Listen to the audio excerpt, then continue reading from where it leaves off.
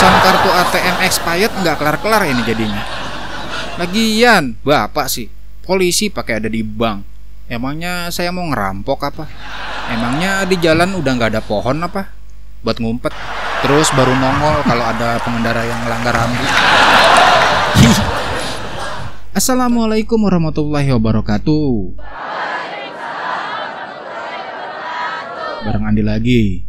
Ini adalah lanjutan video sebelumnya ketika gue berencana buat milih pulang aja saat di bank. Karena lelah juga ngadepin dejavu yang berkepanjangan. Ngeblank, nge-freeze, hidup artis yang didramatisir. Buat yang belum nonton, lo bisa lihat linknya di deskripsi. Tapi akhirnya gue urungin rencana buat pulang. Tanggung juga soalnya. Udah di bank juga kan. Kartu ATM kadaluarsa gue emang udah harus segera diganti. Dan udah ketemu Mas Satpam yang nantinya bakal bikin gue gemes sama si mas-mas ini. Akhirnya Satpam bank yang awalnya gue kira polisi itu nawarin jasanya. Ada yang bisa saya bantu mas? Oh iya, ada Mas Satpam. Gue akhirnya ceritain drama hidup kartu ATM gue yang kadaluarsa. Mulai dari antri di ATM yang salah, teringat temen gue yang ikut antri bansos sembako walau dia gue anggap mampu, dan istrinya dua Risma. Terus salah ambil motor sama pengantri yang abis makan naga kayaknya, makanya mulutnya bau naga. Terus ketemu tukang parkir yang gue kira tetangga karena dia tahu kalau gue lagi cuti. Terakhir ketemu polisi yang ternyata Satpam. Mana so imut. Ciri-cirinya ya mirip masnya inilah. Loh, itu memang saya mas. Iya. Maaf. Saya kirain masnya polisi. Ternyata Satpam toh. Mana so imut. Akhirnya si Satpam ini bilang kalau dia akan bantu ganti kartu ATM gue yang udah kadaluarsa. Terus dia minta kartu ATM gue kasih. Dan KTP gue kasih. Terus minta KK, SKCK, surat kesehatan dokter. CV-nya nggak sekalian mas. Dikira gue ngelamar kerja kali. Habis itu si Satpam ini ngajak gue ke sebuah mesin. Terus Satpam itu masukin kartu ATM gue ke mesin itu. Nggak lama kartu gue keluar lagi. Terus dimasukin lagi sama Satpam ini. Terus keluar lagi tuh kartu. Terus Satpamnya bingung. Gue tanya dong, kenapa mas? Ini kartunya kericek terus mas. Masnya yakin udah masukin pin? Udah kok, saya masukin 6 digit tadi. Emang masnya tahu pin kartu saya? Walah iya, saya pakai pin saya. Pantes di reject. Aduh, untung Satpam loh. Kalau roti udah gua sobek loh.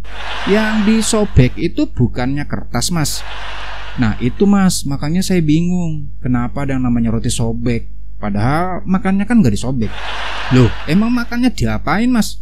Ya makannya dikunyah lah. Emang situ bisa kenyang kalau makan cuma disobek-sobek. Dah itu kartu saya gimana? Loh iya. Akhirnya si Satpam masukin kartu gue lagi. Terus gue disuruh masukin pin. Nah sebelum diproses selanjutnya sama Mas Satpam ini, gue tanya, mas, itu saya ada saldo nanti pindah kan ya? Loh iya mas, nanti pindah. Tapi pindahnya nggak jauh kan mas? Enggak kok mas, masih dalam kota juga. Iya mas, jangan jauh-jauh, kasihan. Ntar tersiksa karena rindu. Biar saya aja yang tersiksa. Kamu nanya, kamu bertanya-tanya. Udah itu kartu gue urusin ah. Terus setelah dia melakukan proses yang hanya dia dan Tuhan yang tahu, ya mirip tukang bajai kan kalau belok, cuma dia sama Tuhan yang tahu. Akhirnya kartu ATM gue udah diganti sama yang baru. Terus Mas Satpam kasih ke gue. Makasih ya mas. Iya sama-sama mas. Dan tarang, kartu ATM gue udah baru. Harusnya sih nggak ada lagi deh tuh ya peringatan kadal-kadalan kalau gue pakai ambil duit di ATM. Dan punya kartu baru itu analoginya sama dengan kalau kita punya cewek baru. Harus dicobain dulu biar gak nyesel. Maksudnya cobain sifat-sifat yang mungkin bisa kita jajakin dulu, bisa kita kenalin dulu. Kali aja gak sesuai sama ekspektasi kita kan. Les. Akhirnya gue ke mesin ATM yang ada di situ. Gue masukin tuh, gue keluarin, gue masukin lagi, gue keluarin lagi. Lama-lama kok enak ya. Beneran tahu. Lo cobain deh kalau baru. Lo masukin terus keluarin lagi, masih memperpet gitu di lubang. Kartunya memperpet di lubang kartu mesin ATM. Makanya otak jangan suka diajak traveling yang macam-macam terus.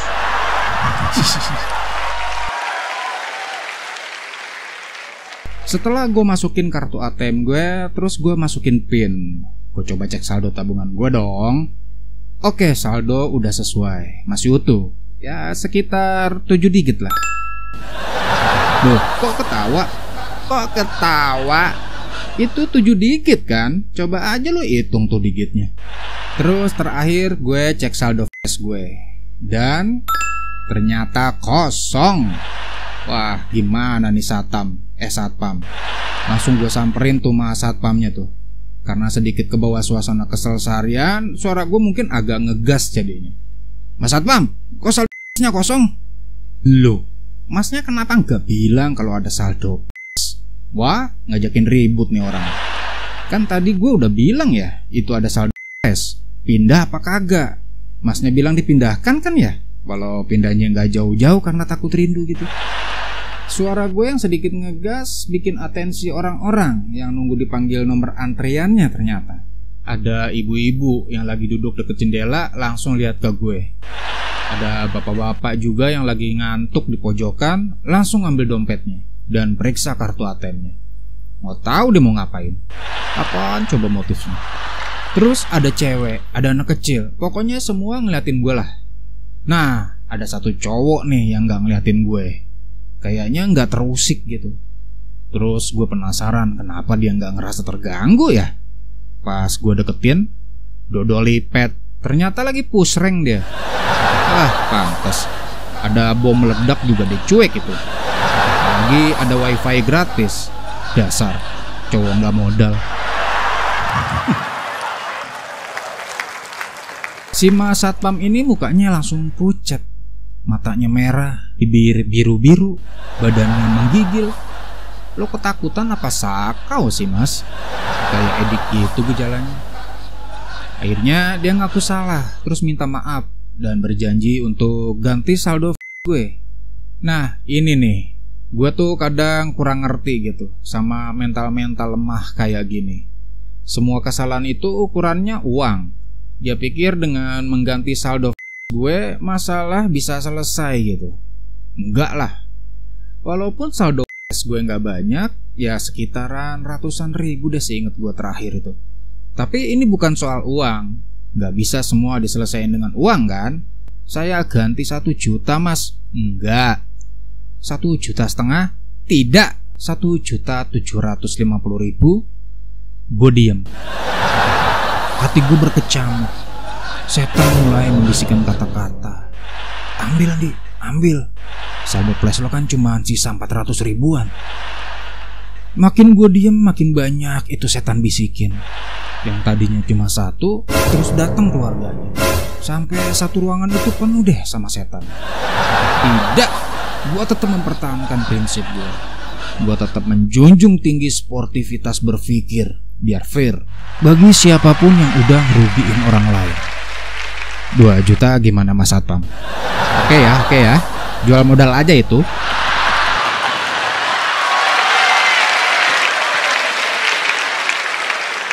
Akhirnya si satpam ini diem. Hatinya mulai berkecamuk. Setan mulai membisikkan kata-kata. Kasih. Makin dia diam makin banyak itu setan bisikin. Yang tadinya 1, terus datang keluarganya.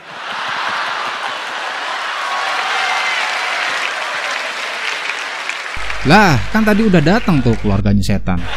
Ini keluarga yang mana lagi nih? Keluarga dari bapaknya kali. Terus akhirnya satpam ini menyerah. Terus memberikan gue nomor antrian ke CS, biar gue bisa berhubungan langsung sama CS kayaknya. Ya, nggak jadi dapat 2 juta dong. Kata setan, munah sih lo. Terus tanpa nunggu lama-lama, akhirnya gue dilayanin langsung sama head CS-nya. Keterangan yang gue dapat dari si Mbah Head CS ini, kalau layanan flash dan kartu tabungan itu udah resmi berpisah. Karena mungkin keduanya udah nggak cocok kali. Daripada keduanya dipaksa untuk terus bersama dan bawa efek buruk bagi anak-anak mereka putusin untuk mengakhiri rumah tangga itu. Padahal kebersamaan mereka itu udah terjalin cukup lama loh. Bukan baru 10 bulanan. Dan bukan karena KDRT juga ya.